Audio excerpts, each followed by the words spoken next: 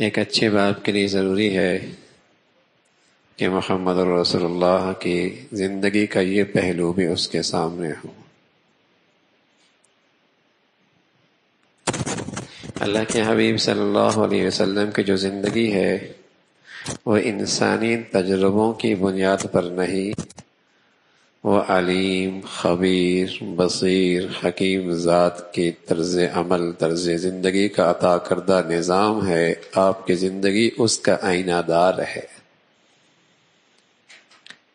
انسانی زندگی کے مختلف شعبوں کے لیے اور اس کی کامیابی کے لیے اس سے بہتر طریقہ زندگی ہو ہی نہیں سکتا۔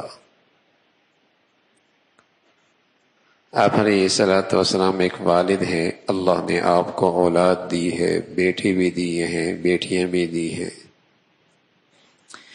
اولاد کے سلسلے میں ایک اسلام کا بہت بنیادی نظریہ ہے، اور اللہ کے نبی کی زندگی میں اور اولاد اور باپ کے اس تعلق میں وہ بنیادی نظریہ ہر جگہ نظر آئے گا، اور وہ نظریہ یہ ہے کہ باپ کی ذمہ داری اور فرض ہے اولاد کی تربیت، اور وہ نظریہ یہ ہے کہ اولاد ایک سرمایہ ہے، ایک دولت ہے، یہ صدقہ جاریہ ہے، یہ نجات کا ذریعہ ہے، یہ بہت شاندار کھیتی ہے، اسے پروان چڑھانا ہے، اس کی حفاظت کرنی ہے، کل اس کا پھل آئے گا۔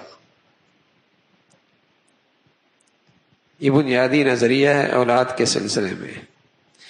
یہ کوئی پرزہ نہیں ہے کسی مشین میں فٹ کرنے کے لیے اسے تیار کرنا ہے، کسی دفتر میں اسے فٹ کر دینا ہے، کسی مادی نقشے میں اس پرزے کو فٹ کر دینا۔ یہ کوئی پرزہ نہیں ہے، یہ بہت بڑا سرمایہ ہے، صدقہ جاریہ ہے، بہت بڑی دولت ہے۔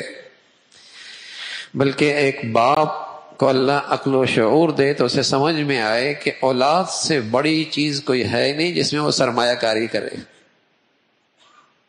یہ سرمایہ کاری کا سب سے بڑا میدان ہے۔ تو اولاد کا باپ سے تعلق، باپ کا اولاد سے تعلق میں یہ بنیادی پہلو سامنے رہے۔